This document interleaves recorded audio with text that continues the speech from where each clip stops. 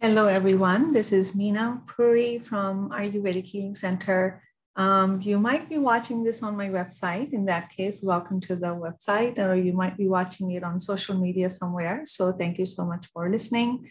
In this video, I'm going to address the frequently asked questions about Ayurvedic medicine that I think need like a refresher or, a newer way of understanding it. So first one is the term itself, Ayurvedic medicine. In the Western medicine model, we think of medicine something that is in the pill. And in fact, it is in a pill. So when we take that Western medicine mindset into the Ayurvedic medicine, we are hoping to get another pill, only that it's made with natural or plant sources. So I get frequently calls from people saying, can I pick up this Ayurvedic medicine for intestinal inflammation, for example? And because their understanding is that they can just come and pick up a pill or purchase a pill and just take it just like medicine. So let me explain. So the medicine has a much broader meaning in Ayurveda. Everything we do in our life affects our health. In that sense, if we use everything with that intention and that purpose, then everything can be medicine. Food is medicine. Our lifestyle is medicine. How we think, feel, and the beliefs we hold is also medicine. Our level of consciousness or awareness is also medicine. Our relationship with nature, our relationship with the supreme power, God, is also medicine. So in Ayurveda, everything that can affect our health, and it does, is medicine. So in that way, we have much broader application of the word medicine. And not only that, we have so much more available, so many different options and choices and limitless possibilities for us to better our health. So I made notes of these things. So I wanted to make sure that I addressed them. And so the word medicine obviously then is much broader than just to take a pill, which is very common in the traditional conventional medicine. The second question is Ayurveda the new age phenomena?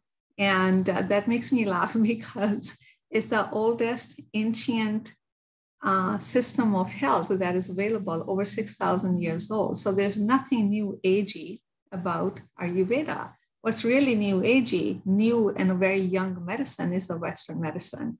So it's just that we need to understand that Ayurveda has been here. It's been time tested, how our health are being operated and worked, how nature worked 6,000 years ago.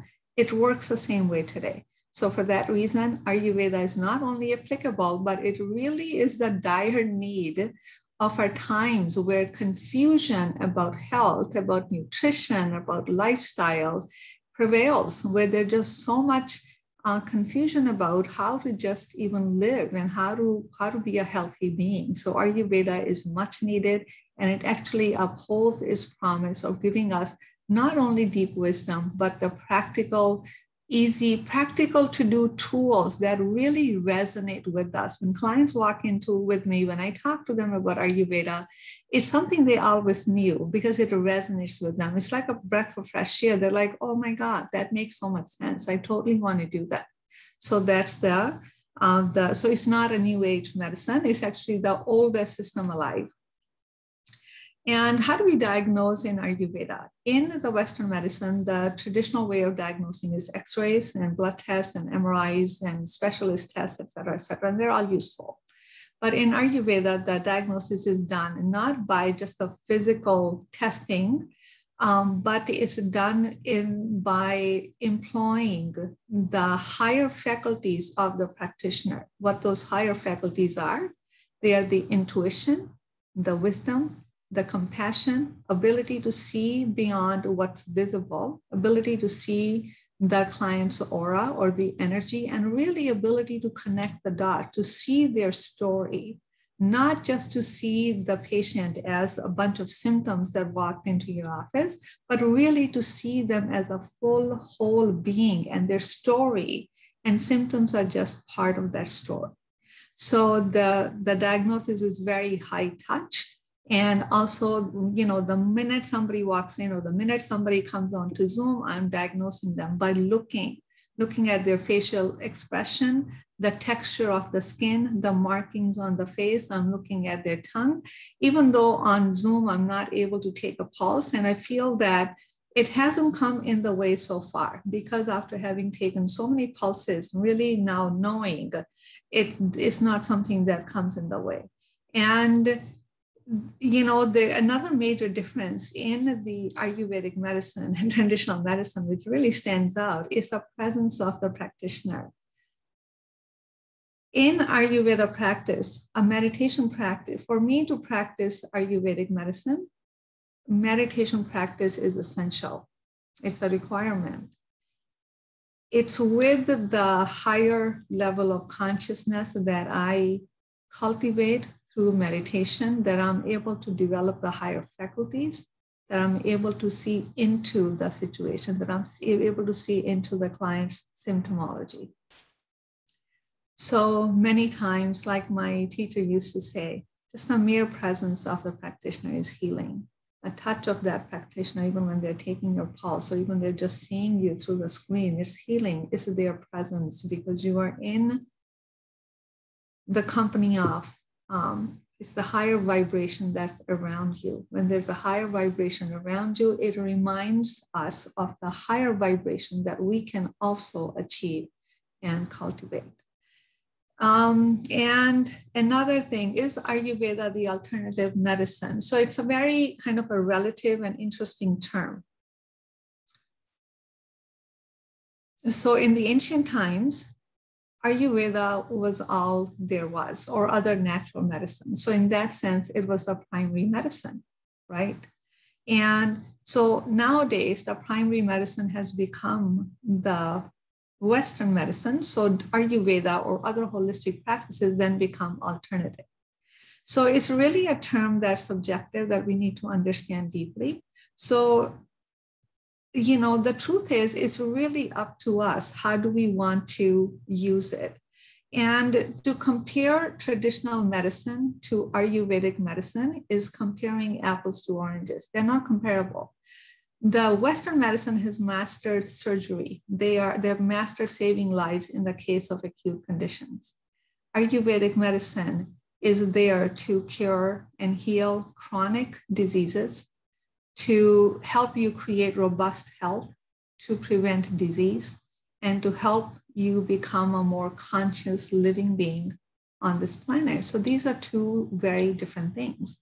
So if you want to change your diet, if you rather change your lifestyle, if you rather learn how to meditate to raise the level of your awareness, because awareness is medicine, if you rather connect the dots and heal the past, then Ayurveda is your primary medicine.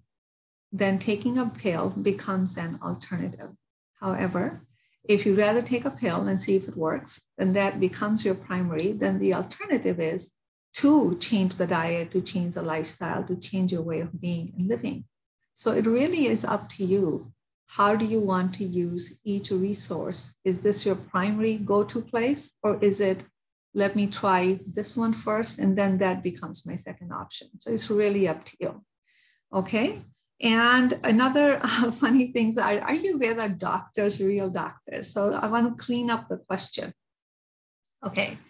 The word doctor comes from Latin, which means to educate. Okay. So if I use that definition, Ayurvedic practitioners are doctors, because education is a huge part of what Ayurvedic practitioners like myself do, okay?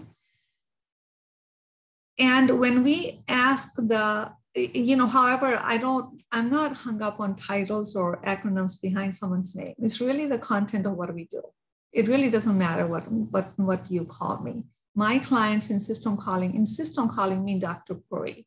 I think it's because of the work I do and because of the respect for the work I do. But they clearly know that I'm not a medical doctor, Okay, so we need to stop getting hung up on the word doctor and, not let our ego be driving what we are called, but really it's about what is it that we're here to do? What is it that we do? So, and secondly, the word real. So the word real suggests that anyone else who does not fit the definition of your definition of doctor is fake. Okay, so I don't think that's what the question means, but that's what it can imply when you really look into it. Every healthcare practitioner is real. You may not believe in energy medicine, but energy workers are real. They're not fake. So if somebody is real or fake is not determined by your belief. It's really determined by the results you obtain when you go see them. So, let's not get hung up on real or doctors. It's really educating ourselves on what is it that we want to do. We have choices. We live in a world of choices. What is it that we're choosing to do? How do you want to tackle your health? Then who do you want to go to? And many times clients that I work with, they also go to Western doctors because they have illnesses that have gotten deep enough that they need the continuous doses of medication. So I work with that.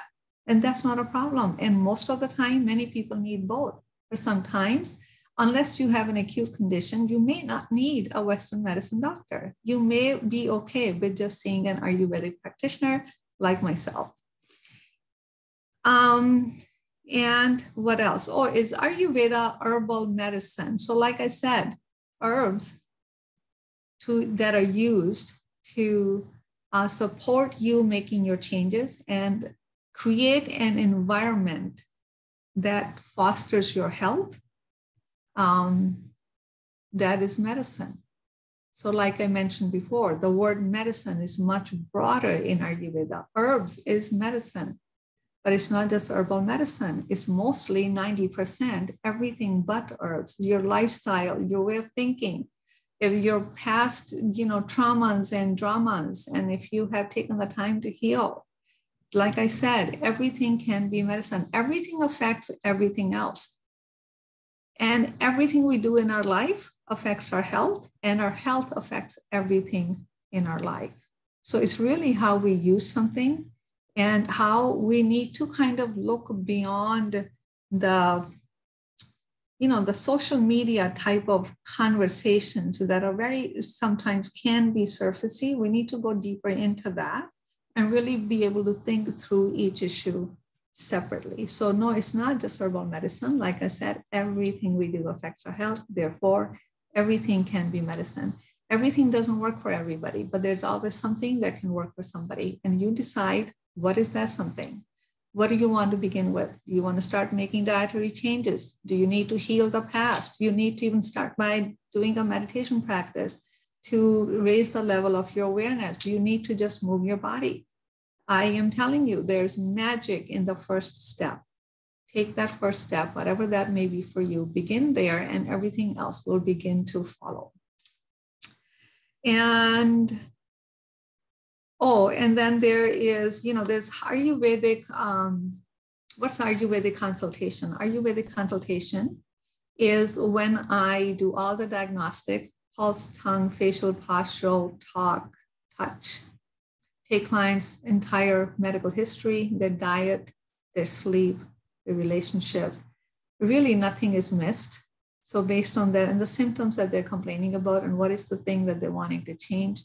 So based on all of that, I understand, I connect the dots as to what's going on with this particular client. And then I have a conversation with them. And most of the time what happens, somebody comes and complain about, I had a person come and complain about, she was, breaking up in boils, fingers and face and other parts of the body. So I put the pen down, I put the computer aside and I said, so why do you think you're experiencing all this? And the truth is they kind of know. They know exactly why. They don't know what to do with it. They don't know how to connect the dots. They don't understand it, but they know really deeply what's going on with them. It's just that nobody has asked them that question. So when we both kind of understand the story and we begin with the first step, whatever I think the first step should be. So for me, the first step is that which is least stressful, but it can make the most changes that they can experience. Because once they begin to experience that power, it's like, oh, wow, I can do this one thing and I feel differently. That's really encouraging. Now let me, tell me what the next thing that I can do so I can experience the positive changes that I've been wanting to experience.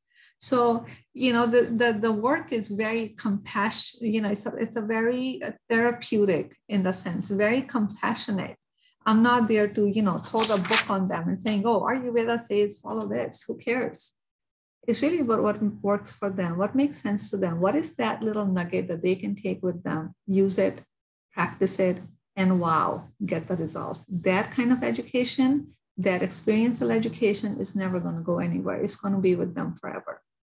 And Ayurvedic counseling. So these words are neat, it's important to, explain them sometimes from different angles. I may have done this video like this before, but counseling is, what is counseling? It's really, we are going beyond the physical into the non-physical. What's the non-physical? It's all energetic. What is the energetic? Your mental, emotional, psychological, spiritual. They're intertwined. They're all energetic. We are energy. Body is the representation of energy. That's my understanding. That's my belief. That's my conviction. I don't know if it is yours or not, but that's the Ayurveda way of thinking. And that's how I think. I don't just think because Ayurveda tells me to think that way, because these are true and tried experiences. That's why I have a conviction. That's why I can sit here and I tell you that disease is energetic 100%. Your belief does not make it go away. It is what it is. And we are energetic beings. Yes, it's confusing because energetic, what the heck do you mean? Here's my body. How do I see energy? That's the whole thing. We don't see energy. That's why, we were given the higher faculties like intuition, like willpower, like perception, like imagination. These are not, voodoo kind of things. These are real powers that we have. When we develop these higher powers, then we are able to see into the symptoms, the complaints, the stories, and really get to what really is causing suffering for my client. Why is it important to know that? How the heck would you know where to help them if you don't know where the problem is coming from? Okay. So also one size fits all approach does not work because we are all unique. Two people can come to me with, I have digestive issues. They don't walk away with the same prescription for an herb or recommendation. They cannot, because there are different reasons. The causation of their digestive issues are different. One may be totally eating wrong things, not knowing it, eating in a different way. Other person eating perfectly, but their emotional life is in upheaval. Gut and emotion. So they're like, they don't understand. They're like, I'm doing everything right, but my stomach never feels okay. And so they cannot walk away with the same script because their problems are not caused by the same things. So one size fits all approach does not work. Again, I don't diagnose, the disease. I don't put the imbalances into a disease category. Like if you have inflammation and dryness or, imbalance in the pitta dosha, you have arthritis. I don't go to the work of arthritis, but I have a deeper understanding of the arthritis as to what the heck it is causing it.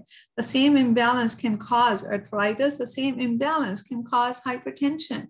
The same imbalance can cause psoriasis and can also cause skin rashes and other symptoms, because how the imbalances express themselves into a different body is a function of that body, function of the nervous system, function of what's predominantly going on with that client.